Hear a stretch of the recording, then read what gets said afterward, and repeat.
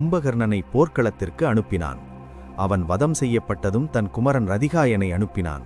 அவனும் கொல்லப்பட்டதும் இந்திரஜித் யுத்தகளத்தில் குதித்தான். இந்திரஜித் லக்ஷ்மணனையும் பிற வீரர்களையும் நாக பாசத்தால் கட்டினான். கருடன் பிரத்யட்சமாக அந்த பாசத்தை அறுத்து அத்தனை பேரையும் விடுவித்தான். மறுபடியும் இந்திரஜித் அவர்களை பிரம்மாஸ்திரத்தால் கட்டினான். அனுமன் ஜாம்பவானைத் தவிர அத்தனை பேரும் மயங்கி விழுந்தனர். அனுமன் விரைந்து போய் சஞ்சீவி மலையை கொண்டு வந்து எல்லோரையும் பிழைக்கச் செய்தான். இந்திரஜித் தன் நாக பிரம்ம பாசங்கள் தோல்வியடைந்ததால் நிகும்பலை என்ற யாகத்தைச் செய்யத் தொடங்கினான். அதற்காக ஓர் இரகசிய இடத்தை தேர்ந்தெடுத்து இந்த வேள்வியை ஆரம்பித்தான். அதனால் யாராலும் தன்னை கொல்ல முடியாத வரம் பெற்று போர் முனைக்கு வர ஆயத்தமானான். அதை அறிந்த விபீஷணன் ராம லக்ஷ்மணர்களிடம் விவரம் சொல்லி அந்த இரகசிய இடத்திற்கு அவர்களை அழைத்துச் சென்று யாகத்தை தடுத்து இந்திரஜித்தை வதம் செய்ய வைத்தான். தன் மகன் இந்திரஜித் இறந்துவிட்டான் என்ற செய்தி கேட்டு ராவணன் ஆடிப்போனான். எனினும் ஸ்ரீராமனிடம் அவன் பணிய விரும்பவில்லை. தன் மூல பலத்தை திரட்டிக்கொண்டு போருக்கு வந்தான்.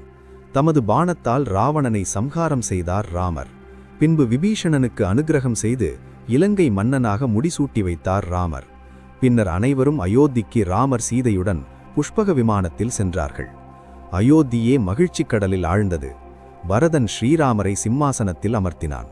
ஸ்ரீராமர் சீதையுடன் தருமநெறி வழுவாது பல ஆண்டுகள் ராஜ்ய பரிபாலனம் செய்து வந்தார். கோசலை நாடு சீரும் சிறப்பும் பெற்று திகழ்ந்தது. ஒரு நாள் ராமர் நகர்வலம் வந்தார். அங்கே ஒரு வீட்டில் உள்ளவர்கள் தம்மை பற்றி பேசுவதை கேட்டார். அங்கே சீதாதேவியை பற்றி தவறான விவாதம் நடந்து கொண்டிருப்பதை கேட்டார். அந்த வார்த்தைகள் ராமனுடைய நெஞ்சில் முள் போல் குத்தியது. தர்மத்திற்கு எடுத்துக்காட்டாக வாழ்ந்து வந்த நாம் இப்படி ஒரு விஷயத்தை எண்ணி பார்க்கவில்லையே என துயருற்றார். இதன் காரணமாக உலக நிந்தனைக்கு பயந்து கர்ப்பிணியான தன் சீதையை காட்டில் கொண்டு போய்விட்டு வர லக்ஷ்மணரை பணித்தார். தாங்க முடியாத துயரத்துடன் வந்த ஜானகியை வால்மீகி தன் ஆசிரமத்தில் தங்கச் செய்து அவளை நன்கு கவனித்துக் கொண்டார். அவளுக்கு இரட்டை குழந்தைகள் பிறந்தனர். அந்த குழந்தைகளுக்கு லவன் குசன் என்று பெயரிட்டார் வால்மீகி. வால்மீகி மகரிஷி ராமனுடைய சரித்திரத்தை ராமாயணம் என்ற பெயரில் இயற்றி அதை லவகுசர்களுக்குச் சொல்லி வைத்தார். இருவரும் ஒரு நாள் இதை ராமனுடைய அரசவையில் அரங்கேற்றினார்கள்.